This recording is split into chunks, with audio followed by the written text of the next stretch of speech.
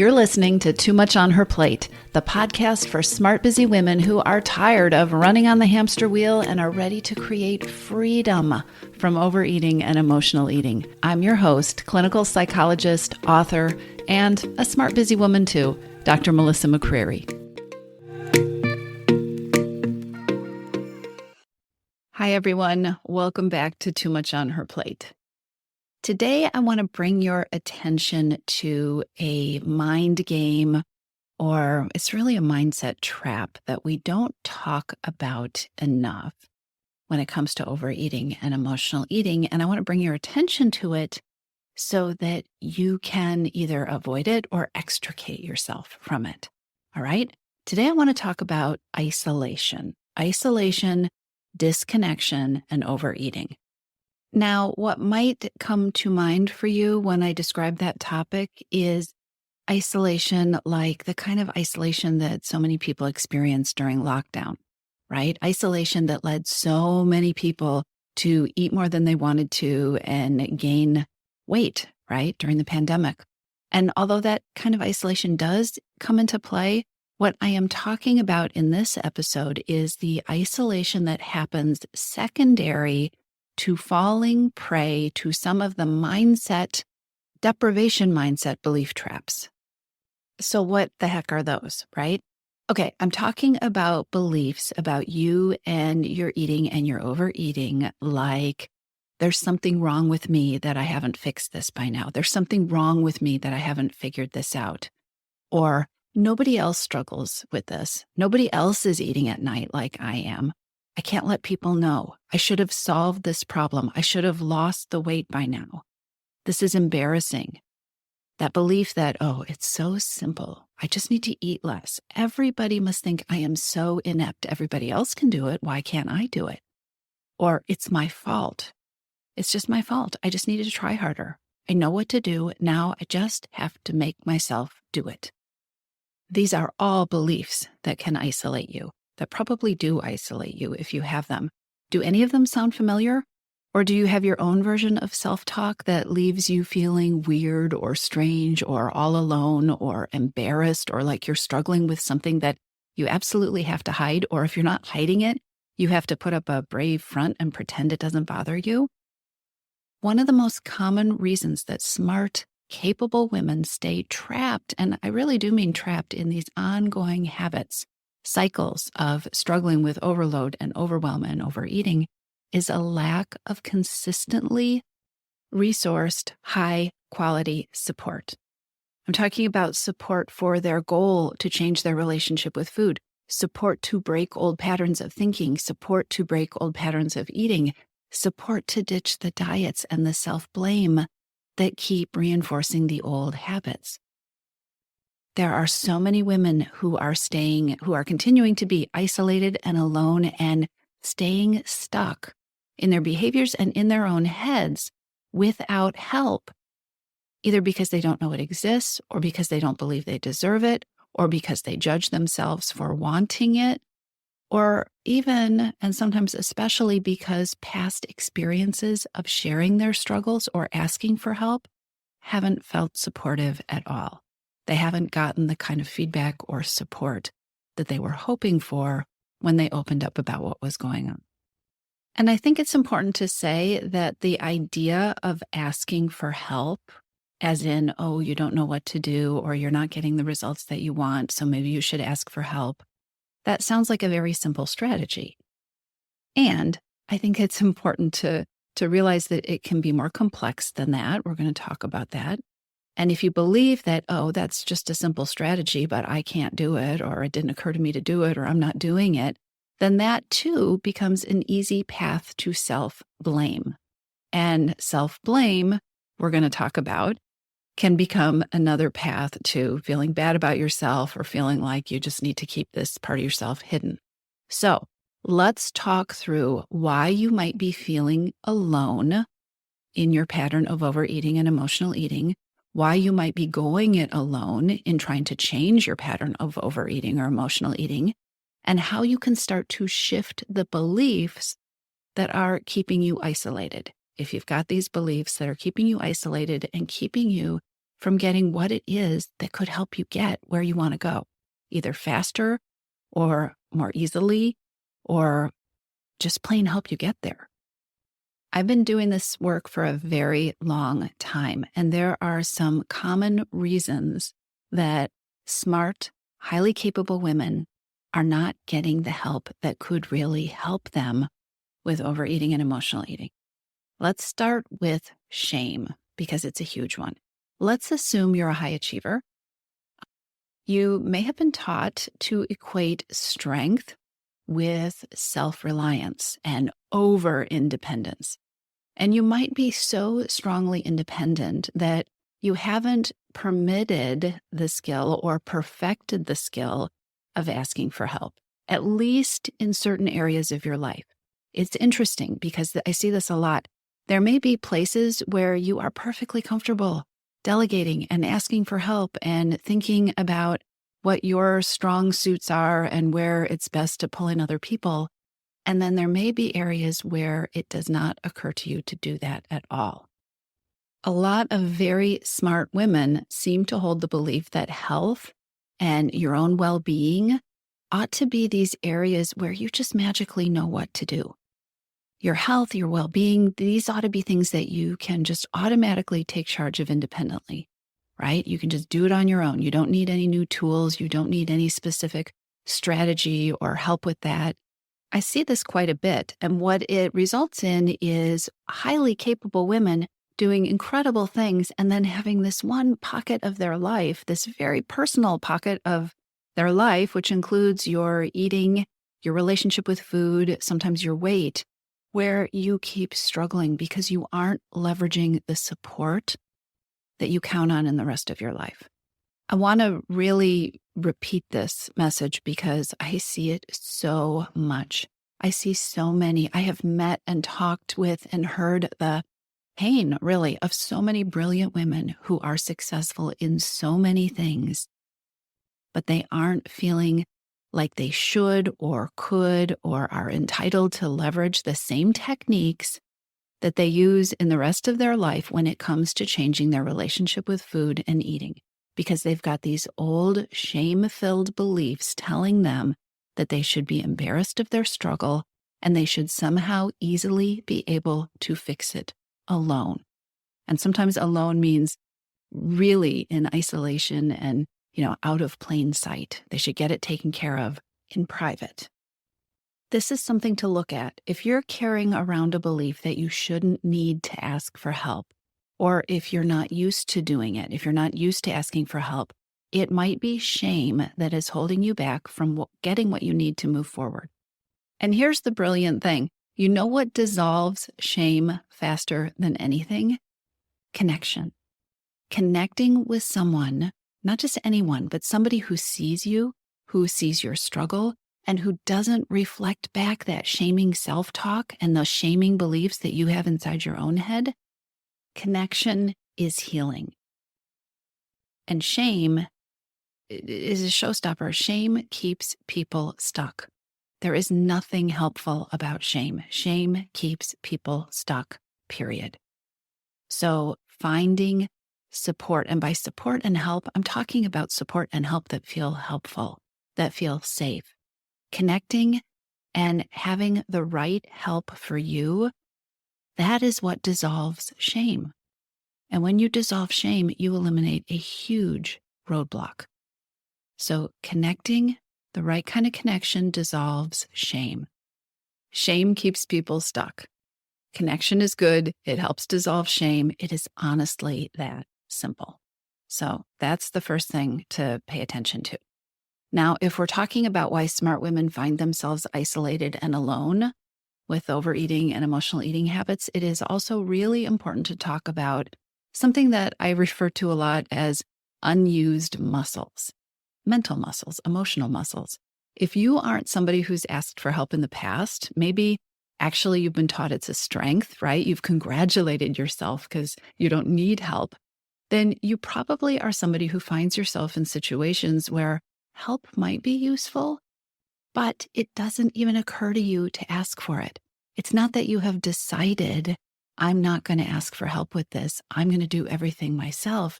you're probably somebody who finds yourself in these places where it doesn't even occur to you. And if this is the case, this is this place where I talk about unused muscles. If this is the case, it's time to start waking those muscles up. Your delegating muscles, your asking for help muscles. And when we talk about activating these muscles, you can step outside the realm of overeating if you want to, because I'm talking about all kinds of help, learning to receive, to think about, to ask for all kinds of help, not just help in changing your eating. Not asking for help contributes to all sorts of reasons that we overeat. Think about it. Not asking for help contributes to all sorts of hidden hungers. Those are the things that can lead to all sorts of overeating when what you're really hungry for isn't food, right? So consider that maybe you're asking support and asking for help muscles are really, really weak, or maybe they have even atrophied. What you need to do is start looking for opportunities to use them, to strengthen them. Start looking for situations where others might be able to help you. Again, these might be things that are not directly related to your eating, but they may be related to things like stress or overwhelm or exhaustion or being too busy.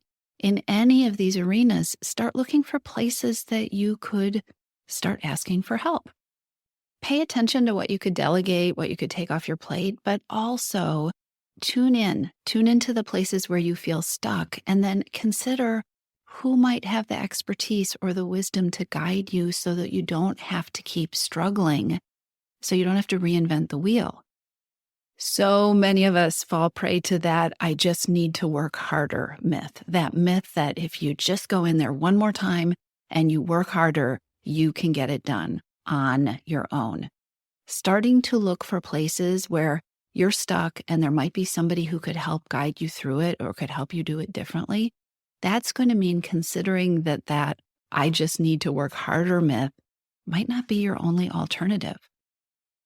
Try that on. Try being open to the possibility that there might be an approach that you don't know yet, or an easier path, or a different way to get where you're trying to go that you can't see, but that somebody else might. And again, I am talking about your relationship with food. I'm talking about changing your habits with overeating and emotional eating, but I'm also talking about those other areas of your life where you may feel stuck and feel like, oh, it has to be this way. And those areas are leading you to overeat, stress, overwhelm, being too busy, being exhausted. In addition to weak and atrophied muscles and shame, there's another roadblock to getting help and support when you need it. And that is being something that I think of as a one strike and you're out support seeker, somebody who just dips their toe into the water and then runs away from asking for help. High achievers are used to getting results, and many high achievers are used to getting those results quickly. Also, we don't much like to talk about it, but high achievers, and I include myself in this group, we are very comfortable doing what we're good at and avoiding the things that we are not good at or that we don't feel super competent or comfortable doing. So, if asking for help isn't in your comfort zone, you might be somebody who kind of, grits their teeth and tries it, quickly dips her toe into the water, asks for a little bit of help, and if she doesn't get immediate results, uses that to confirm any of those beliefs that have been making asking for help feel hard or even impossible in the first place, right? So you ask for help, you don't get immediate results, and it confirms the belief that, I knew they wouldn't help me. I know I just have to figure this out myself, or nobody else understands it, or nobody else can do it the way I want to, or I was right, I just need to try harder. That's the best way. It's faster if I do it my way. If you find it challenging to ask for help, you might not be pushing hard enough to get it, or you might be looking to the wrong resource. If you find yourself thinking, I asked for help and they never followed through, or I asked for help and it just wasn't very helpful, I guess I just need to do it myself, you're not alone. And there may be truth in this instance. Maybe there is a better way to do it. Maybe there is a better place to ask for help. Maybe there is a better way to phrase the request. Who knows? You are probably learning to use a weak muscle.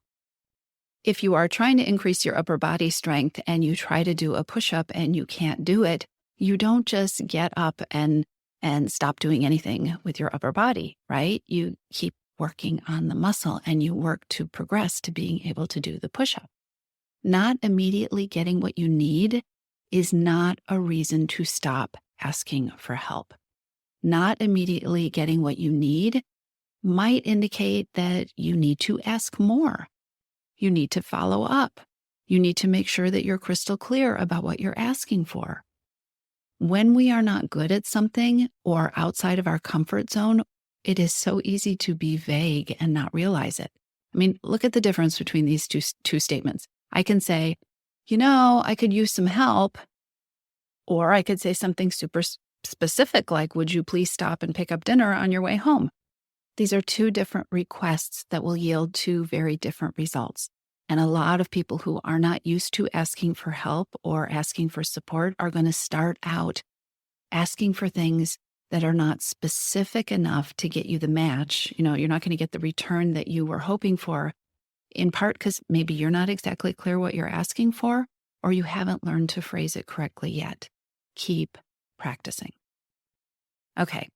Here is something that you might be thinking right now that is also a reason that many smart women aren't getting the help that they want, or the help that would get them the results that they want with overeating, and also the results that they would like with overwhelm or overload. And that is not knowing what to ask for. So you can think this whole idea of asking for help sounds really important or really smart or maybe very basic. But in your particular situation, you may be thinking, well, if I knew what to ask for, I would have asked for it by now. Nobody can help me with this. That may or may not be true. But here is the thing to remember. People who are not big help seekers often don't even think about getting or asking for help. People who aren't big help seekers don't spend a lot of time creatively thinking about the kind of help that they might be able to have that they aren't asking for. So if you know whatever area it is that you're struggling with, and let's talk about overeating and emotional eating, if you know that you are alone with what you are trying to change, if you feel isolated, if you feel lonely with your overeating habits or your emotional eating or whatever it is you want to be different, or maybe you're just so busy, but you can't figure out how to get out of that trap. It feels like a trap that you're in and you can't figure out how to change it. Then don't be afraid to ask others for ideas. That's a brilliant way of asking for help. Asking something like, how could you help me with this? Or what do you do in these situations? If you really want to know what they do in these situations, those are brilliant kind of questions that can help you see what you don't know, or can help shine a light in areas, maybe directions that your mind wouldn't naturally go to. High achievers are so used to knowing the answer, right? Which means we should go into a situation where we need help knowing exactly what it is we need help with and what kind of help we need. That's not realistic. How can you help me with this? How might you help me with this? Is a brilliant question. So don't shortchange yourself because you aren't quite sure what you need. When it comes to overeating, asking for help, reaching out to an expert, describing the situation and finding out what resources are available, these kind of things could make all the difference. And they could take you in a direction that your mind and the loop that your mind goes in when it thinks about changing these behaviors, it would never go in. It can open up all sorts of doors and possibilities. Now, why is this important? It's important because with the right kind of support, everything gets easier. When my clients join Your Missing Piece, my group coaching program, or when I begin working with them as a private coach, one of the big shifts happens when they start to see things that they couldn't see before. When I am able to, or the training in the program or the group coaching is able to offer them a perspective that wasn't accessible to them when they were alone in their heads, with their habitual ways of thinking, with their habitual habits, with their habitual approaches, and with the self-talk that keeps you in a closed loop. The right kind of help, getting support, especially when it comes to changing your eating, can help you isolate mental muscles, isolate habits that you didn't even know could be useful. It is so often the small things, the small changes, the small shift that have a huge impact. And it is so often the small changes, the small adjustments that you haven't been able to see yourself. Getting help, the right kind of help, getting outside of your head and allowing somebody else in to help you problem solve and look at how you want to address things can make things easier, and it can make your progress so much faster. Here is the other reason why asking for help when it comes to changing your eating or your overeating is so important. And it brings me full circle to where I started. All the things that can keep you from asking for help, all the things that keep you from believing you're entitled to help, or all the things that can keep you from allowing yourself help and support, these beliefs and thoughts are also isolating. They isolate you. They reinforce the cycle. They keep you stuck in the pattern that you're in, which is almost always a deprivation cycle. And feeling alone or wrong or like your current situation is all your fault and all you need to do is find some magical way to get it together and keep doing the same things that don't work, but keep doing them and do them harder. This whole situation is also a perfect recipe for more overeating and emotional eating. Isolation, loneliness, guilt, self-blame, shame, all of these things are powerful overeating triggers. If you're feeling alone or like you need to hide a situation or hide a goal that's important to you or pretend it doesn't matter to you because you feel embarrassed of it, and again, like it's something that you need to hide, it is time to consider getting the help and the support that really feels helpful and supportive. Now, you know I'm incredibly biased, and I strongly recommend you check out Your Missing Piece, which is my signature program, which so many women have found to be the kind of support and help that they need. And if it's not your cup of tea, if Your Missing Piece is not for you, don't stop asking. Don't stop looking for help. Remember, don't be a one-shot asking for help person. Find something. Stop going it alone, and stop telling yourself that going it alone or being isolated with your overeating is the best or your only option. It's not, and there's an option that will work better for you. If you're ready to lose your overeating and emotional eating habits, and you are ready to step into a relationship with food that fits you, one that doesn't rely on willpower and deprivation, then now is the time to join Your Missing Piece. Enrollment is open, and this is the perfect time to join me. Go to toomuchonherplate.com/freedom, or just click on the link in the show notes. Your Missing Piece is the program where I show you step-by-step how to create freedom from overeating with a unique combination of psychologist-designed, personalized work with me, coaching, and smart strategy. You'll learn how to reclaim your power, ditch the diets, and create results that are built to last.